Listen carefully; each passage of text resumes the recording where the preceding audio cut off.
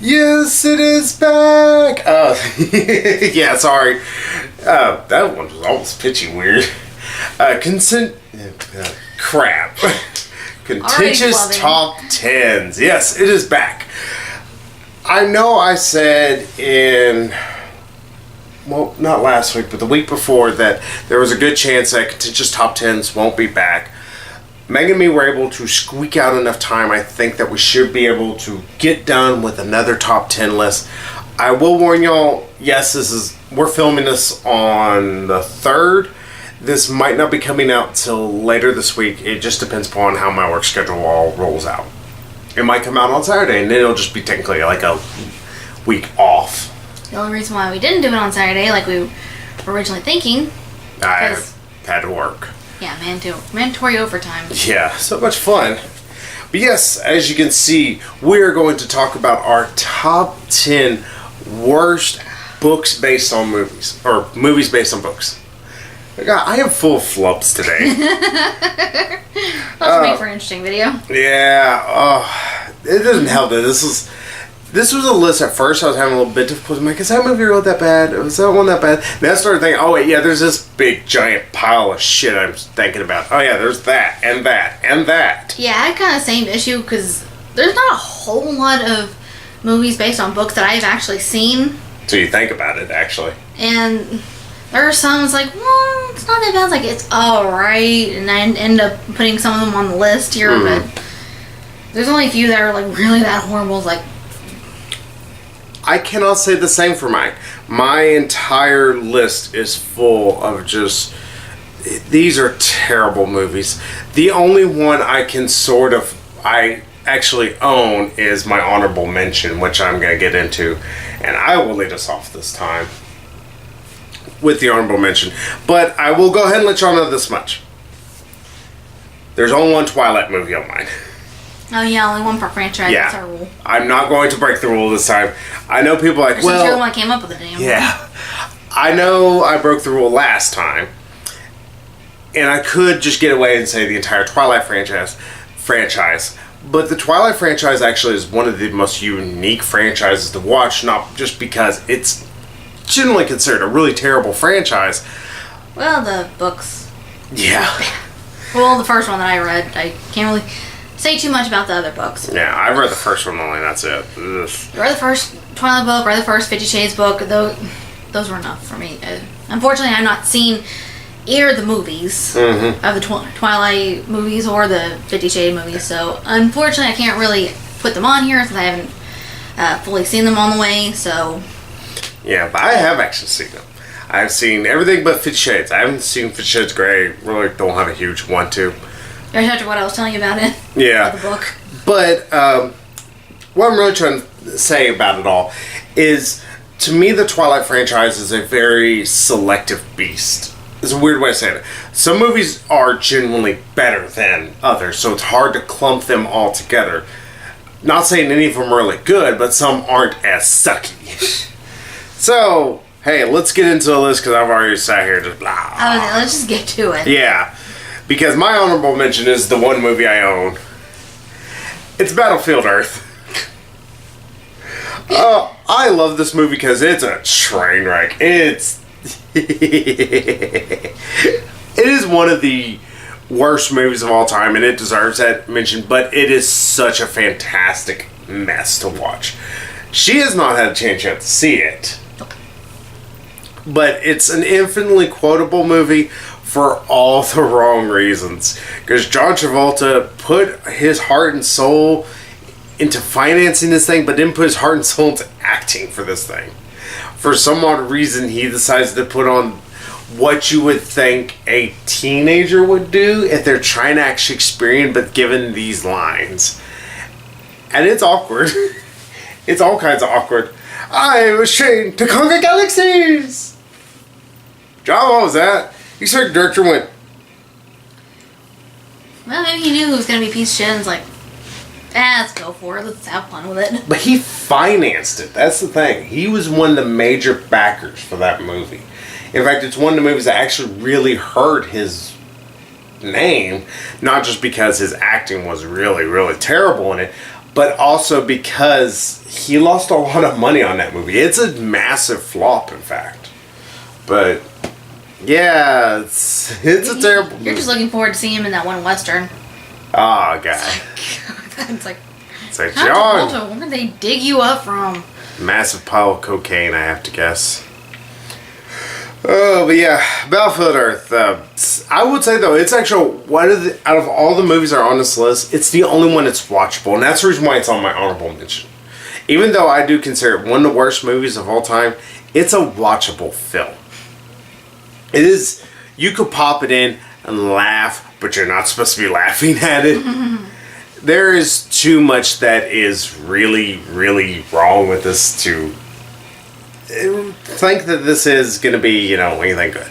I don't know about the book. I've never read the book. I probably eventually will, but I do know that the movie is like half of the book. Of course, the book's like 1,000 pages. But yeah, and there also is, what's his name? He's from Last King of Scotland. He's also in Repo Man. Everybody thinks it's Forrest Whitaker. Forrest Whitaker. Forrest Whitaker actually is really good in this movie.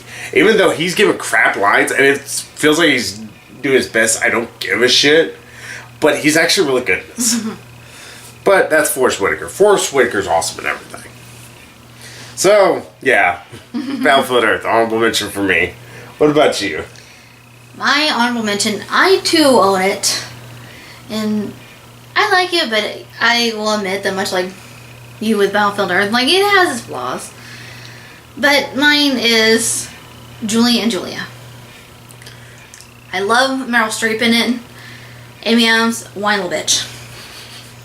I mean, it's actually an improvement though from the book. I'll give it that. Yeah, I'm about to say from what you've said. Yeah, it's she's an insufferable little bitch. I mean, it's like she's not really whining so much as whatever. It's like she doesn't really talk much about the actual food. That's a big problem that people have. It's like strange to have a food blog and it's mostly just you whining, Yeah, and talking about her personal life and like a friend of hers is like having an affair and it's like, okay, who gives a shit? Yeah, I do agree with you that it's actually a really crappy adaptation because actually technically Julie and Julia is 2 books. Yeah, the movie is. Yeah, it's a adaptation of 2 books. Yeah. Julie and Julia, My Year Cooking Dangerously by Julie Powell, and My Life in France by Julia Child. And that's actually the bad part is I wanted My Life in France. That was bad. I'm sorry. Yeah, but I was just gonna say like the Julia Child stuff's actually really good. Yeah, Meryl Streep, like she's funny. Yeah, she's spot on Julia Child without it going straight into bad impersonation. And you really, for a while, think she's Julia Childs, and you worry about her, even though you know she's going to be fine. Because she becomes a world-renowned cook. Yeah, because she's not technically a chef. Yeah, she has that Julia Child courage, like, oh well. Yeah, anybody's ever watched a Julia Child thing is like, oh, well, Julie just threw half that in the floor. Oh, me. Yeah, and it's awesome to see Meryl Streep, and then you get Amy Adams. It's unwatchable. That's what fast forward buttons were invented for. Yeah, it's like, huh? So technically, it's a skip button nowadays is what people think of it as. Oh, still fast forward. Yeah, most people just skip. I guess I need to go to mine now. Mm-hmm. This one I'm going to make people really angry and they'll stop the video. Just go ahead and let me say, let me explain more about it because you're going to think I'm talking about one movie and I'm talking about a different one. 3 Musketeers. Not the Disney one. Disney one's actually really good. Yeah, I own it. The one that Paul W.S. Anderson, I think is his name, the guy who did the Resident Evil movies, he did a 3 Musketeers in 2011. I would say the one that came out a few years ago. Yeah, with Orlando Bloom was the main guy, or main bad guy. He's the best part of the movie because he is just having a ball with it because that's Orlando Bloom for you. The rest of it is just terrible. You have, what's her name? Mila Jovovich, or Jovovich? I can't pronounce her name right. I'm sorry. Yeah. Sorry. She's from another country, so I butcher your names. Come from another country, I butcher names like I just, a butcher. Because there's my pun for today. But yeah, she's shoved in it for no good reason. And then I really want to get my phone right here. Just because I want to make sure I'm calling his name right. Because I know there's also a director who's also like Paul W. Anderson or something. And he is famous for doing like pretty much these schwarmy kind of stuff. Like, best way I can think about it.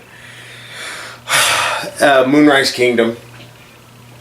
He also did the one... Yeah, Paul W.S. Anderson, that's his name. I was right. Ha ha ha ha. Yeah, he has a guy who's similar name, who's kind of like... He does mumble speak, is how I describe it. Most of the people in his movies talk like this. So, you don't really ever seem to have any kind of emotions. Eh? Like that's it. Like, he did the Grand Budapest Hotel. People were like, it's so awesome. It fucking sucked. God, I hate Grand Budapest Hotel. Don't say that was based on a book. Oh, okay. Well, too bad. Didn't end up on my list. Didn't even remember. I want to say it's based on a book. Don't quote me on that. Yeah, Three Musketeers by Paul W.S. Anderson. Oh, what the hell is what I gotta say. It is a very, very, very bad adaptation of the Disney movie, which is a bad thing. Because it almost pulls line for line some of the stuff, and I know the Disney is a loose adaptation of the famous... yeah, try to make it a bit more PG. They're also trying to make it a little bit more relatable. Because there's a lot about honor and stuff like that in the original book. Who does that? Who does the book? I can't remember who does Three Musketeers, isn't it? Same guy did Man the Unmasked, which is supposed to be, I think, sort of a sequel to it. Yeah, in a way. But what's the name? Snapping's not going to answer it. Oh my god, what's his name? That's gonna bug me now. Well, we got phones. We all got phones. But either way, like I said, it's more of an adaptation of the Disney movie, which doesn't help it. And on top of everything, it doesn't have the charm that the Disney one has. It doesn't have any of the enjoyment that the Disney film did. Hell, it doesn't even have any of the fun like The Musketeer, which was a subpar remake sort of the Disney one. It's just a really, really, really bad Three Musketeers movie, and it's sad that I'm probably one of the few people that remember it, simply because I watched it and I hated it so badly. And it's bad. Back whenever I was first doing my live journal reviews, I'd watched that like 2 days after I had finished my worst of 2011. I'm like, I could have made it. They easily could have made it. I was really looking forward to it. I thought it looked like it was going to have fun and try to like just randomly fuck around with the source material a little bit. But this one tried to stay true, but at the same time it had like airships and shit. But at the same time it was like, yeah, this is true. This is how it really happened in France. Paul, what are you doing? Yeah, movie sucked. Don't watch it. It's not even watchable. Except for maybe Orlando Bloom's bits. Dumas. Yes, Alexander Dumbass. What kind of name is Dumbass? Oh, you know what that book's about? It's about escaping prison. Should we file this under educational? A little Shawshank for you. Yeah, Three Musketeers, Paul W.S. Anderson version. That was terrible. It's only 10, and they're getting worse from here. So, what about your 10? My number 10 is Anywhere But Here. The one with Susan Sarandon and Natalie Portman? Yeah. It turns out it's based on a book. Yeah. It's a really stupid movie. I own it only because Where the Heart is really fucking hard to find by itself. Sort of like trying to get you what a girl wants. Without getting Chasing Liberty as well. At least Chasing Liberty is not bad. Anywhere But Here is like nothing really happens except, back and forth, their mother and daughter, they're BFFs, and now they're mother and daughter like at each other's throats, and now they're BFFs again, now they're at each other's like... See, I always saw it as Susan Sarandon was just kind of She was just really a snot-nosed idiot in a way. Yeah, it's like nothing much really happens until the end when Natalie Portman goes off to college. Which is the end of the movie. I mean, literally the end. Yeah, exactly. It's like nothing happens. What did I just watch? You're doing to do something. Yeah, it's like nothing much just happens. It just nothing. Yeah, it's not a very good movie. It didn't make my list. So. Yeah, it's really boring. Yeah, but that's because I have seen a lot of shit for some reason. Because I torture myself. I make that mistake so often. I'm like, yeah, maybe this. Oh my god!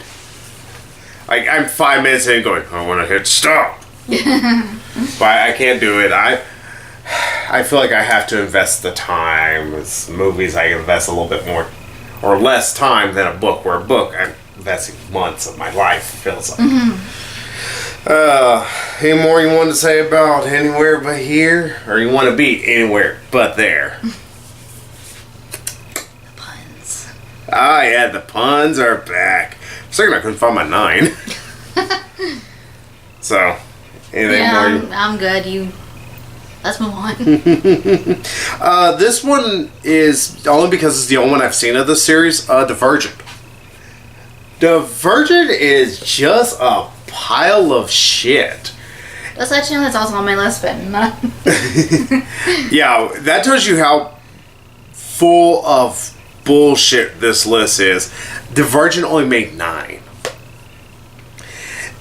Mine's farther down the list. Yeah. CinemaSins recently, I think it's like a year or so he's done it. He did a video detailing all the sins from Divergent.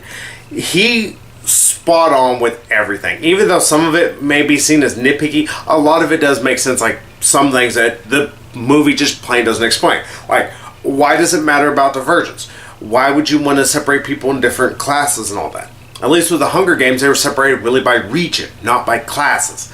And there was an explanation for why they were divided up and why they had to go participate in these Hunger Games. Yeah. Like, it's explained right in the very first movie, the very first book. From what I've heard about the Divergent series. Yeah, about the Divergent. About the Divergent. There we go. Divergent books. Or Divergence. That's what it sounded like I was saying. Divergent books. Your flubbing is catching. Flubberistic. But what I've heard about them, about the books, is that their society, why they are the way they are, is not really explained until like the second freaking book. Yeah, that's the thing. This is not explained. They're just like, well, this is the way it had to be because it was the best thing. Why was it the best thing to be split up into classes? And why is anybody... And how can somebody be just one class?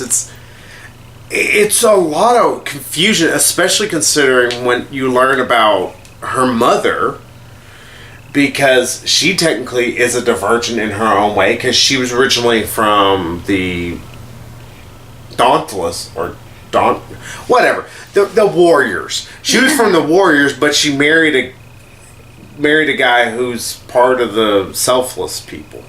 And that's also never explained. Like, why are the Selfless people seen as bad? Why do the smart people need to worry about the Selfless people? They're like, well, they're doing this. What does it matter? At least whenever you're trying to talk about it in terms of, say, talking about the actual government, you're talking about many different people, and many different people got little hands in different things. This one, none of that's gone into. We just get random stupid bullshit. And a lot of it just doesn't make any sense. None of it makes any fucking sense. And that's one of the worst things you can do. Especially considering a lot of people said, you have to read the book or you will not get this. And too many people say, well, if you read the book, you'd understand this. Yeah, a big pet peeve I have about the movie. People saying it's like, oh, you have to read the book. It's like, if you have to read the books to understand the movie, then the movie makers did not do their job well. Yeah, which is something I'm going to go into on one of my later entries, which everybody's going to hate. But, yeah, it's like the Hunger Games movies. You didn't have to read the books. Books kind of help fill a little bit of backstory here and there, but nothing unique. Nothing world building. It was just a little here and there. The movie built itself. This was like, here, read this book, now watch this movie. It's probably the reason why that series fell off as hard as it did. Because I know the second one didn't make anywhere near as much as the first one. And then the third one, which just came out this year, bombed hard. And the fourth one's going to be a TV movie. Because they have so little faith in it. Yeah, the Divergent series was really, really bad. And just, honestly, there's not anything good about it. The acting's terrible throughout. Shailene, the main actress, the lady from The Fault in Our Stars. Shailene Woodley, I think. Yeah. She is... To me, she'll always be that whiny bitch from The Secret Life of the American Teenager. Yeah, she's just not enjoyable in this. She constantly bitches and moans, and then all of a sudden she suddenly becomes good. We don't see why. It's just magically is good. The guy who plays Ford is probably the only good part, and that's simply because he's meant to be stoic. So he pretty much gets his Stephen Amell face on. Just looks like he's holding in a fart. So he just looks... You had to make fun of one of my shows, huh? Oh, yeah. But at least it kind of works for him. And like an Arrow, when it just has that look, even when he's supposed to be happy. Honey, bite me. Yeah, like Stephen Amell's happy face. Stephen Amell's sad face. He's supposed to be broody, you know, he's got the weight of the world on his shoulder. But that's our Green Arrow. That's one of the worst parts. It's a shitty adaptation. It's like Man of Steel bad adaptation. Oh, but no, nowhere near as bad. Almost. Nowhere near as bad. You made one guy a broody hero who was actually a happy hero. You took a happy hero and made him very broody. Anyway, there's nothing to do. Yeah, we'll get into that when we talk about shitty adaptations. Comic book movies. I'm guessing comic book movies didn't really count. Yeah, comic book movies don't count. I know. Otherwise, I would have included Man of Steel in here. Yeah. That would have been like number one. Oh, there would have been a lot of comic book movies on mine. But yeah, we're only talking about actually just actual novels. Actual movies. Yeah. Actual books. If they became comic books afterwards or mangas or anything like that, oh wow. If they were a book first, that's cool. But yeah, Divergent, fuck it, don't watch it. It's not even good to watch. That's the worst thing. So, what's your number 9? My number 9. Mighty number 9. My number 9 is City of Bones. That is not on mine, but I was going to make it. The Mortal Instruments movie. Yeah. What's sad is I actually read the first 3 books. Yeah, because it's not just City of Bones, it's the Mortal Instruments City of Bones. Yeah. And it quickly was the only one. Mm-hmm. And now they have a show. Mm-hmm. I saw the pilot, it wasn't too bad. I'm going to watch it just because I'm curious. Because it wouldn't like... First book I actually liked, even though there were some parts that really annoyed me. The second book had some good parts, but some really god-awful parts that really kind of weighed it down. Third book had no idea what it was doing. It was supposed to be the end of a series, and suddenly, oh, we're going to have 7 more books. Wait, what are you doing? Yeah, it was supposed to be a trilogy. It got turned into more. Yeah, that was not a good movie in the least. No. Although, I will say, the chick who played Clary in the movie, a lot less annoying than the chick who plays Clary on the show. Well, I mean, it's like, she was kind of annoying in the pilot, and after a while, it's like, okay. Tone down. Yeah. Well, that is one of the things, and I think it has a lot to do with how the Cassandra Clare who wrote this, pardon me. Clary, she was kind of doe-eyed, but she was also sort of brave, at least, in the first book. To her own extent. I mean, she's still a human in a world full of demon hunters. Yeah. But, I mean, she was actually kind of enjoyable. By the third, she was such an idiot. Clary in the third book, that was the last book I read, I'm not reading anymore, was such a fool. I am going to do the dumbest thing possible. Why? Clary, you're a complete moron. The only cool part was the end, but it came literally out of left field. It was pretty much like, here, Deus Ex Machina. Yeah, the movie, I do know it did one of the worst things. It took the worst parts of the book and focused on that instead of the good parts. I will say Much. Jonathan Rhys Meyers. Jonathan Rhys Meyers is awesome in everything. Like, I didn't even... He's not bad on the eyes. Well, yeah, well, he's got a little pudgy, but it's funny, he's a little pudgy now, but he still looks like he can kick my ass. Looking at me. Also helps, he always has that, like, intensity, even though he's just, like, being maniacal as hell. Yeah, watch him on Dracula. Yeah, but in this movie, he's I didn't give a shit. So he's over the top, but it works. Yeah. And of course, they also spoil one of the big things in the book that didn't get explained till the end in this movie. And that was that Clary and Jason? Jace, yeah, Jace is his name. The blonde guy. Though in this, I think, in the movie, I think he's a brunette. Or he's a really dirty blonde, like worse than my dirty blondness. No, I think in the movie he's a blonde. I don't remember. I only saw him once and have not seen it since. Yeah, it's not worth watching again. It's a... Yeah, I slept since then. Jonathan Rhys Meyers, for the 5 minutes he's in that movie, is pretty awesome. But, like, he pretty much explains, like, I'm going to make Jace think he's my son, even though he's not my son. It's like, what the fuck are you doing, Jonathan? He's like, director went, dude, what is this? I'm just acting. It's like, he did a line of coke, just let him go. Oh, yeah. Anyway, number 8. Sorry, I kind of stepped on your toes about talking about that movie. I was even talking about more about Divergent and City of Bones than I have. Well, to be fair, it's like, I haven't read Divergent, but it's like, I really remember Divergent and everything. I have the City of Bones book, I just haven't read it yet. I fell asleep watching this movie the first time I ever did. It was Alice in Wonderland, Tim Burton version.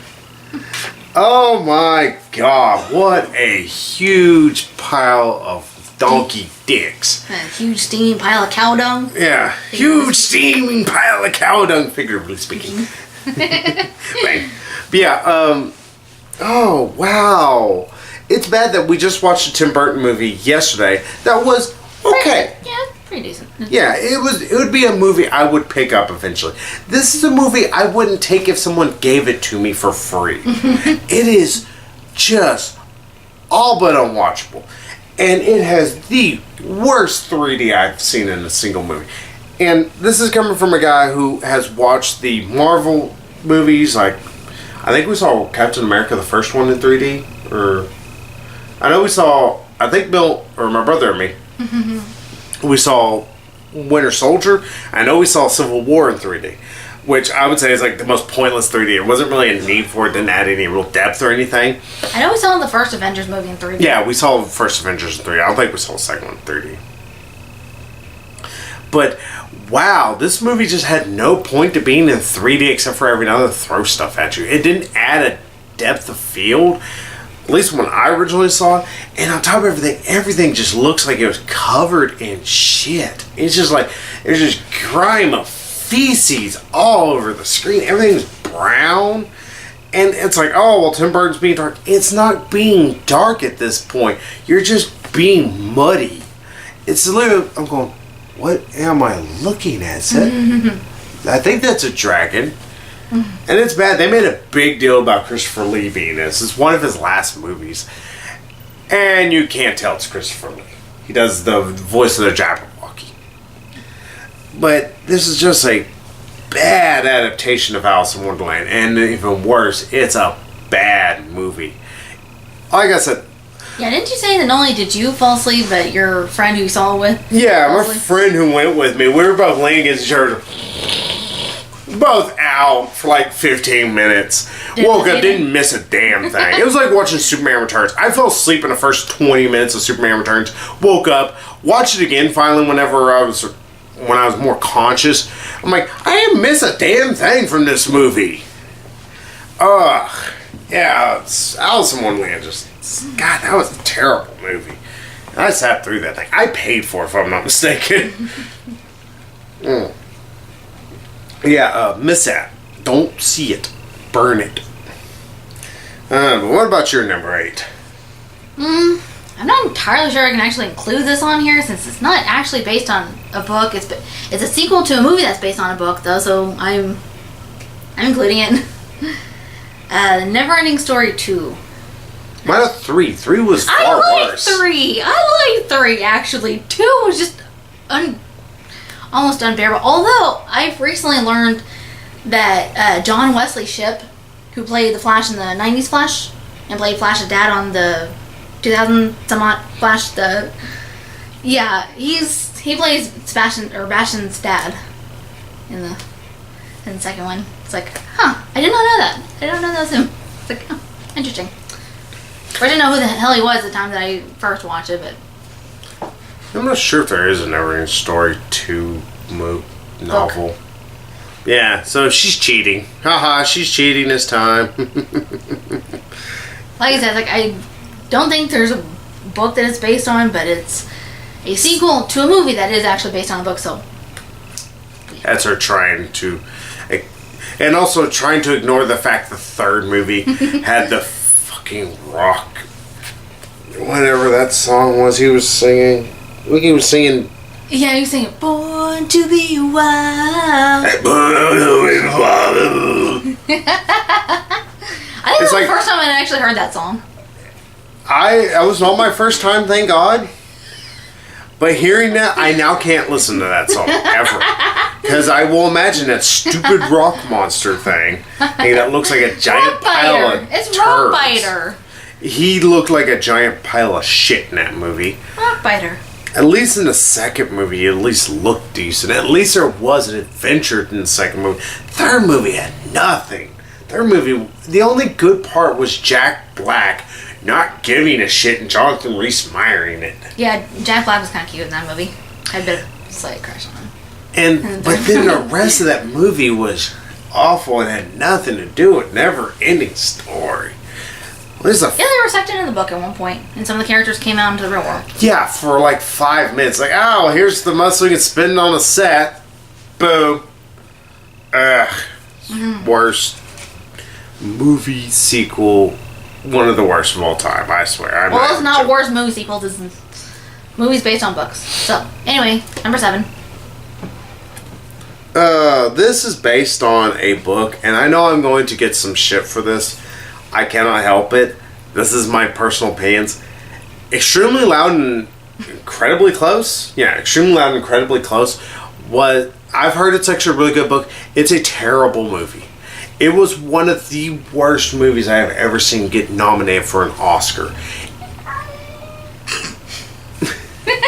Sorry, I had to go outside. In fact, I probably will even just her little meow. Yeah, yeah, just cute meows. Yeah, Extremely Loud and Incredibly Close. It's the story about a kid who's trying to cope with the fact his father died during the 9/11 attacks. He was in one of the World Trade Centers. That can easily make for a very, very good movie. There's a lot of elements there that could make for a enjoyable movie and a real heart tugger. Wow, they totally dropped the ball on that. Because you get a kid who, I am guessing he has a mental disorder of some sort. Some say he is autistic. Some say he has Asperger's. Anything like that. I would go a little bit closer that he possibly has Asperger's, but it doesn't quite seem like he does at the same time. He supposedly has some kind of mental problem. Hate to put it that way, but that's what it is. It's a mental condition. This kid's a brat. He's just a little asshole. Like, he says one thing, and that's what instantly just made me hate this movie, which is whenever he's talking to his mom, and yes, he got along with his father a lot better, because his father seems to have similar issues as the child. Like, his dad probably has Asperger's or something, who's Tom Hanks in this movie. But he says to his mom, I wish you had died instead. Wow! Thanks, punk. I hope she beats you. I hope she just tosses you right out the window. I know they're trying to say, well, it's him trying to cope. Or anything. No, there's a point to where there's coping, and there's a point to being just straight up rude. And his mom, Sandra Bullock, is the worst mother in the world. And that's the other thing. It's like, you almost don't blame the kid for saying, not because because you are trying to understand his pain, but simply because she's so terrible. This is a mother who willingly lets her child wander throughout New York City, sort of following behind him or in front of him, but lets him do all this without her actually being there, just willy-nilly. On this random quest for him to try and figure out what this thing, his key goes to, and doesn't mean anything, doesn't lead to shit. All it leads to is me getting angry. I watched that movie about wanting to punch my television. You just have the brattiest child you could find, and he's also a shitty actor. I'm pretty sure it's the same kid who's from Miss Peregrine. I can't pronounce the name right, sorry. And yes, he's still very wooden in this movie. And you think, oh, well, suppose it works. No, because here, he's whining, he does not. Oh, that is not an endearing quality of a movie. The only reason it is as low as it is simply because Max von Sydow. Because Max von Sydow just showing up on screen and reminded me that he's still alive for a moment, and it is a great moment. Especially since he looks like he has not aged a day since The Exorcist, since they artificially aged him with makeup. Sorry, something just fell on me. Yeah, extremely loud and incredibly close. Fucking terrible movie, shitty 9/11 movie that's trying to purposely pull the strings. Have feelings, damn it. No. But yes, what's yours? Mine is Percy Jackson, Sea of Monsters. Well, I'm going to go ahead and just ruin some. That's my 6. Oh, yeah. Okay. Part of the thing I think we're both going to have to explain is why I didn't put the first one. Even though people are like, the second one is more true to the book.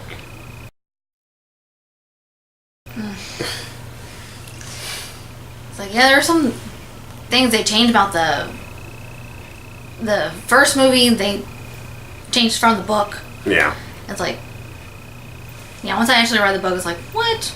Yeah, and why change it? The only thing I like is that they actually gave a reason why Percy got the pearls. Like in the book, he's just giving them. He's like, here you go. Yeah. Thanks. In the movie, they're actually going for a quest, so I mean, that kind of works a little bit better. But, Sea of Monsters. Where do we begin? How about we begin with the random introduction of Clary? Or Claire. How's her name pronounced? Clarice. Clarice, yeah. Yeah, Clarice. The daughter of Ares. Yeah. Who? Yeah, so she was in the first book. Why not include her in the first movie? Yeah, and then they decide to just retcon her being there. Yeah, just like suddenly introduce her like, oh, she's been here the whole time. Yeah, she's totally been there, and her and Percy have always had issues. Yeah, no, I'm saying like she was a little snot to Percy when he first got to camp. Yeah, she was. Because she's daughter of Ares. Yeah. Yeah. But yeah, I think the biggest freaking issue I have is the mist. No, that's not how the mist works. Like the mist, like it's a supernatural veil that keeps humans from seeing the supernatural. It's just there, humans see only what they want to see. Yeah, some can kind of control it in certain ways. Like some can force more mist to form around them to veil themselves. Yeah. But it's not like a mister. Yeah, like an actual spray. It's like, no, just no. Yeah, I think we were watching a movie and I just took off my glasses and went, wait, what? You had a Ghostbusters moment where you just like threw down your glass like. Yeah, Ghostbusters, there was a time when I did that. I just threw them down hard. I probably cracked some metal in there, and I was like, "Oh!" I heard them land on a little. A little thing in between them. Yeah. I can't remember what the joke was. It was that bad. I don't even remember either. I know. All I know is I heard that and looked at him like. It's like. What the? Oh, Yeah, Percy Jackson. Although, Sea Monsters had Nathan Fillion. So. Yeah, but he's in for like 2 minutes. Yeah, he wasn't bad as Hermes. Yeah, but I mean... Yeah, he was like the cool dad. Hey, he's supposed to be. Yeah, because that's kind of... Yeah, that's kind of who he is, Nathan Fillion, I think. Mm-hmm. At least when I've seen him Castle. Yeah, also it doesn't help in this movie. They wanted to try and retcon the first movie in a lot of ways. Which, here's part of the problem. The first movie failed to set up the most important thing, which was the coming of Kronos. That was the big bad. Yeah, that's another issue I had. This one just randomly, oh yeah, he's coming back. Even though that was part of the issue that stemmed from the first one, and that was partially what helped Luke to go to the dark side. I'm going to say, Luke, he was being controlled, being manipulated by Kronos. Yeah. In the first one. Kronos is the one who got Luke to steal the lightning bolt in the first one. Yeah. So, wait, what? Yeah. Big issue with Sea of Monsters. Yeah, now that you bring it up. Kronos. Throughout the books, Kronos is slowly, regenerating, because he was hacked into pieces and put in this pit in Tartarus. Yeah. And he's slowly rebuilding his body and whatnot, trying to come back into our world. Mm-hmm. And it's like it takes place over several books, him trying to regain his strength. Yeah, and when he finally appears, he's a threat. Like, by the end of it, Percy, I want to say Clarissa. It's like Clarissa, yeah. Yeah, a number of different very powerful demigods can't even touch him. They aren't even a match for him. And but they're just holding their own until they finally get helps. They get helps. Okay, gongs. They get the house on the cats. I broke her now.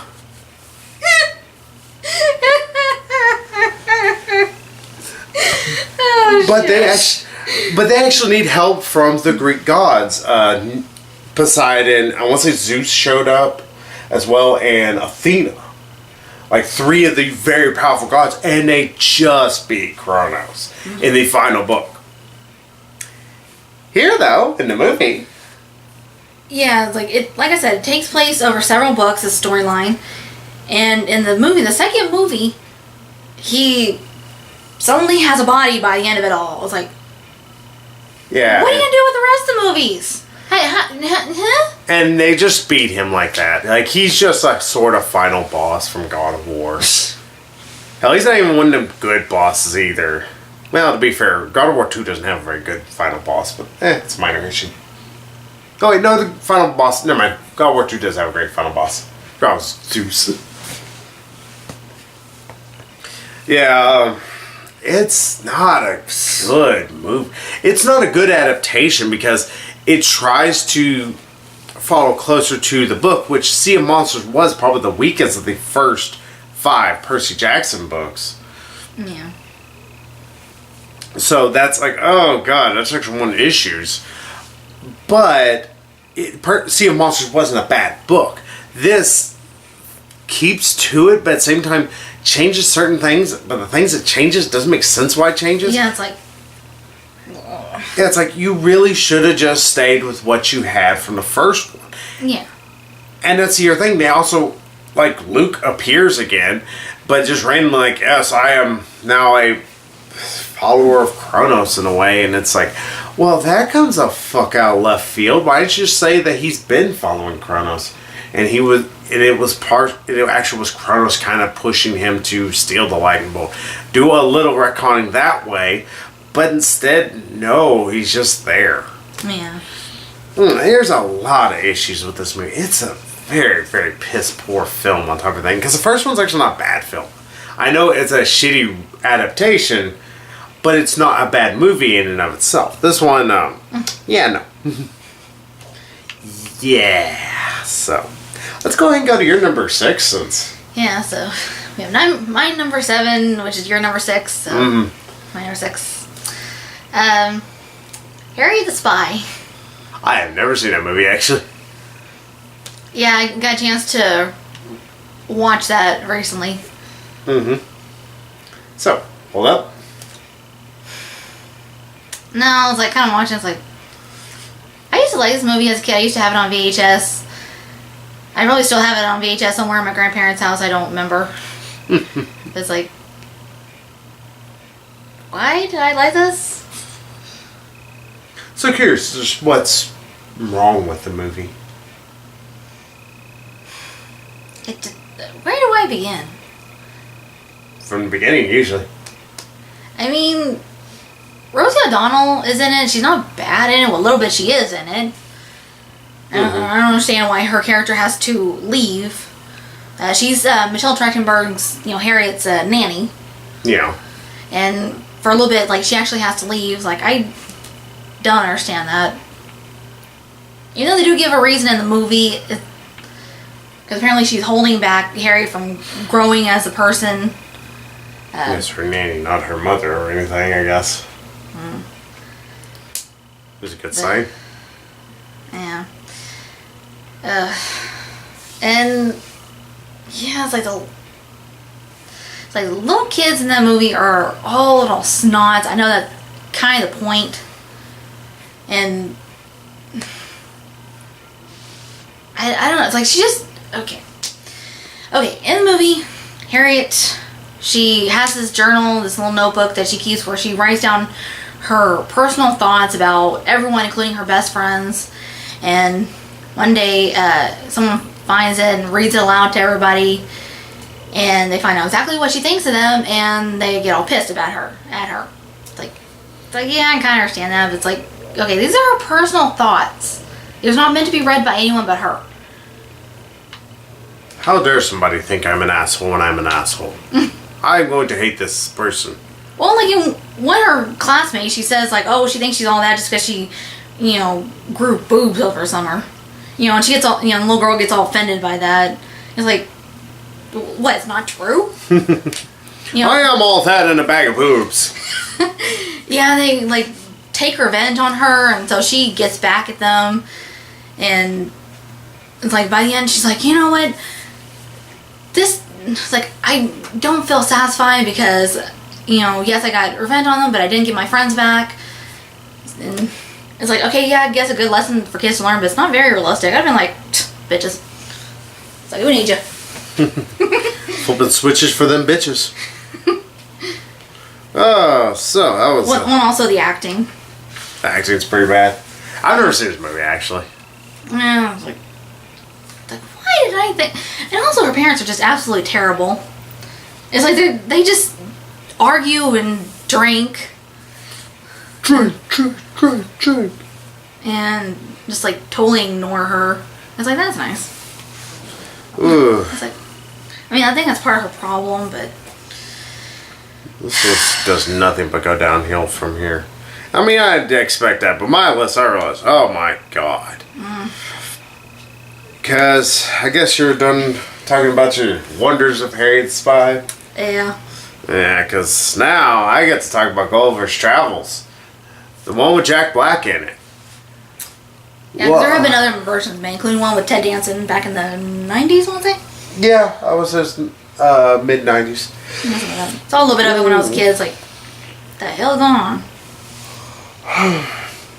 Gulliver's Travels is a classic tale that isn't exactly aged well. Let's just admit it. Now, it is a little bit, nowadays, it would be seem a little bit more kid-friendly. But you don't have to dumb it down. Somebody did not tell them when they made this movie. Because, holy shit, is it dumbed down as hell. You got just the most idiotic reasons why characters do anything. You got stupid fat jokes and fart jokes because and you can see them coming a mile away.